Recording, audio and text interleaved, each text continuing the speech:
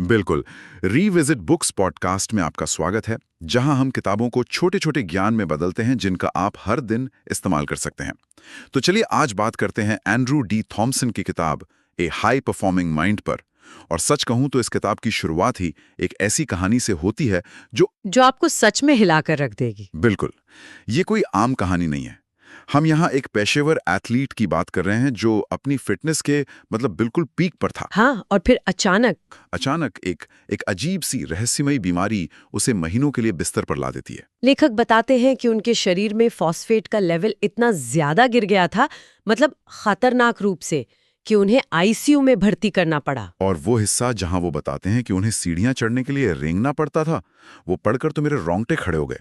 जो इंसान कुछ हफ्ते पहले तक कोर्ट पर दौड़ रहा था, उसी को ये सब करना पड़ रहा था। और मुझे लगता है यही अनुभव इस किताब की नींव है। लेखक ने महसूस किया कि जो मानसिक तकनीकें, जो मेंटल टूल्स वो एथलीटों को ट्रेनिंग देने में इस्तेमाल करते थे, उन्हीं का इस्तेमाल उन्होंने खुद पर किया। हाँ, उन्हीं का इस्तेमाल उन्होंने अपनी इस जानलेवा बीमारी से लड़ने के लिए किया। ये किताब इस बारे में है कि कैसे कोई भी किसी भी हालत में अपनी अंदर की शक्ति को वापस जगा सकता है। तो ये किताब असल में किसके लिए है? कौन है वो लोग जिन्हें इसे जरूर पढ़ना चाहिए?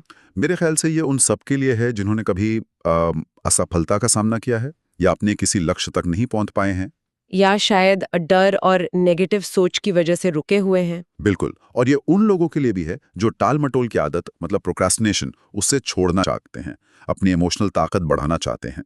ये सिर्फ थियरी नहीं है, इसमें एकदम ठोस लागू करने वाले कदम बताए गए हैं। तो चलिए फिर कुछ सबसे मजबूत आइडियाज पर बात करते हैं। किताब की शुरुआत होती है एक बहुत ही बुनियादी लेकिन सबसे जरूरी चीज से, इच्छा यानी विल।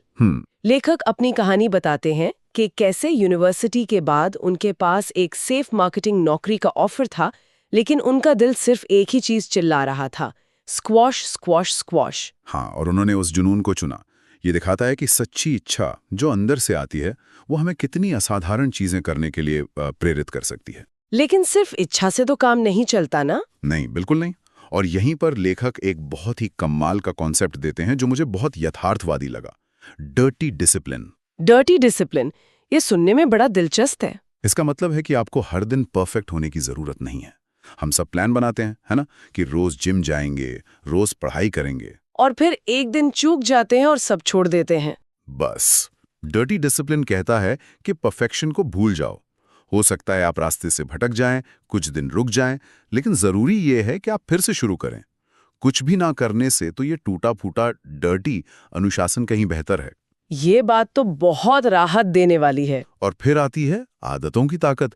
किताब में फ्रेड नाम के एक व्यक्ति की कहानी है। हाँ, वो कहानी तो गजब की है। उन्होंने 35 साल तक हर एक दिन कम से कम 5 मील दौड़ लगाई, चाहे बर्फ गिर रही हो या तेज धूप हो। ये गहरी आदत की अविश्वसनीय शक्ति को दिखाता है। तो इच्छा आपको दौड़ाना शुरू करवा सकती है, लेकिन आदतें आपको 35 साल तक दौड़ाती हैं। ठीक है, तो इच्छा शक्ति और आदतें तो बन गई, लेकिन जिंदगी तो आसान नहीं होती, मुश्किलें तो आएंगी ही। तो जब ऐसा कुछ होता है तब क्या? यहीं पर किताब का दूसरा बड़ा हिस्सा आता है, लचीलापन यानी रेजिलियंस। और इसका पहला कदम बड़ा अजीब लग सकता है, चुनौतियों की अपेक्षा करें। ये मानकर चलें कि कुछ ना कुछ गड़बड़ होगी। हाँ। लेखक 17 साल की उम्र का एक किस्सा सुनाते हैं जब वो पहाड़ी से नीचे अपनी कार चला रहे थे। हाँ। और अचानक उनकी कार का पहिया निकल गया। संदेश ये है कि मुश्किलें प्रोसेस का हिस्सा है।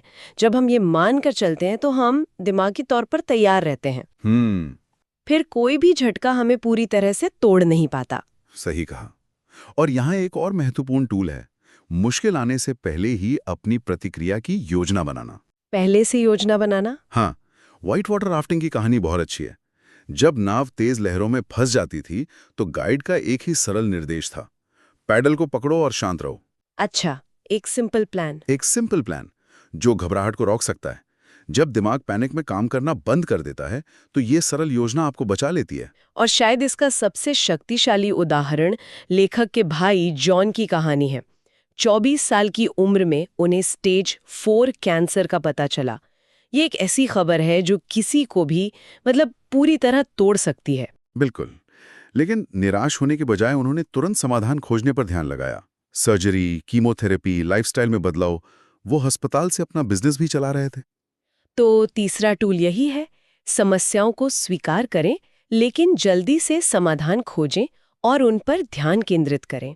अपना फोकस ये मेरे साथ क्यों हुआ से हटाकर अब मैं क्या कर सकता हूं पर ले आएं। और इन सब मुश्किलों से जूझते हुए एक चीज जो हमेशा साथ चलती है, वो है डर।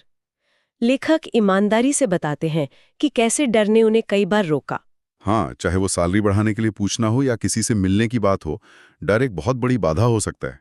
तो इससे कैसे निपटें? इससे निपटने के लिए वो 2 तरीका बताते हैं।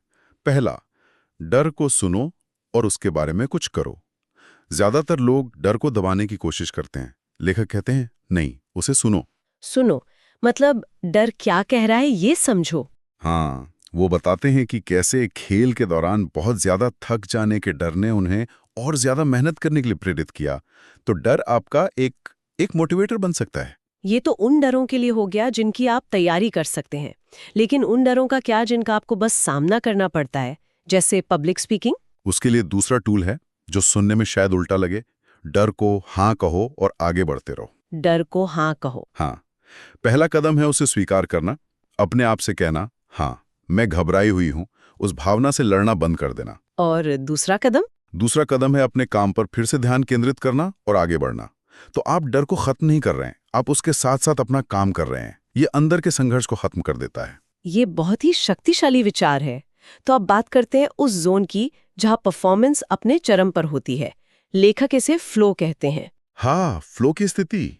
और इसे समझाने के लिए वो एक बर्फीले तूफान में अपनी कार से लगभग एक 18 पहिया ट्रक से टकराने की एक बहुत डरावनी कहानी सुनाते हैं। मैंने पढ़ी वो कहानी। वो बताते हैं कि उस मौत के निकट के अनुभव के बाद उनका ध्यान अविश्वसनीय रूप से तेज हो गया था। बिल्कुल, समय जैसे धीमा हो गया था, हर चीज साफ दिख रही थी। यही फ्लो है। ये एकाग्रता की एक बहुत गहरी अवस्था है जहां व्यक्ति अपने चरम पर प्रदर्शन करता है। एथलीट इसे इन द जोन कहते हैं। लेकिन हम इसे अपनी रोजमर्रा की जिंदगी में कैसे पा सकते हैं? इसका एक ही दरवाजा है, वर्तमान क्षण पर ध्यान, यानी प्रेजेंट मोमेंट फोकस। फ्लो तब टूटता है जब हमारा दिमाग या तो अतीत पर पछताता है या भविष्य की चिंता करता है। तो जो काम हाथ में है उस पर 100% ध्यान देना, वही इसका प्रवेश द्वार है। और लेखक वर्तमान क्षण में आने के लिए कुछ सरल अभ्यास भी देते हैं, जैसे सेंसरी परसेप्शन रिस्पॉन्स। ये क्या है? मतलब अपनी इंद्रियों का उपयोग करके किसी भी चीज का वर्णन करना। जैसे अपने आसपास कोई कप है तो मन में कहो, ये कप सफेद है, ये चिकना है, इससे कॉफी की महक आ रही है। ये आपके दिमाग को विचारों के जाल से निकालकर वर्तमान में ले आता है। ये तो बहुत आसान है। एक और तरीका था कीवर्ड और सचेत सांस लेना। हाँ, बस एक शब्द चुनें, जैसे यहाँ या अब। जब भी ध्यान भटके, मन में वो शब्द कहें और एक गहरी सांस लें। ये एक रीसेट बटन की तरह काम करता है। तो कुल मिलाके इस किताब का मूल संदेश यही है कि एक उच्च प्रदर्शन वाला दिमाग बनाना कोई मंजिल नहीं, बल्कि एक सतत प्रक्रिया है।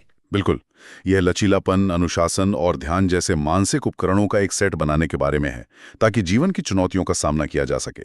और यह हमें याद दिलाता है कि हम हर दिन ऐसे विकल्प चुन सकते हैं जो हमारे दिमाग को मजबूत बनाते हैं। सही कहा। जैसा कि लेखक कहते हैं, भविष्य वर्तमान में बनाया जाता है।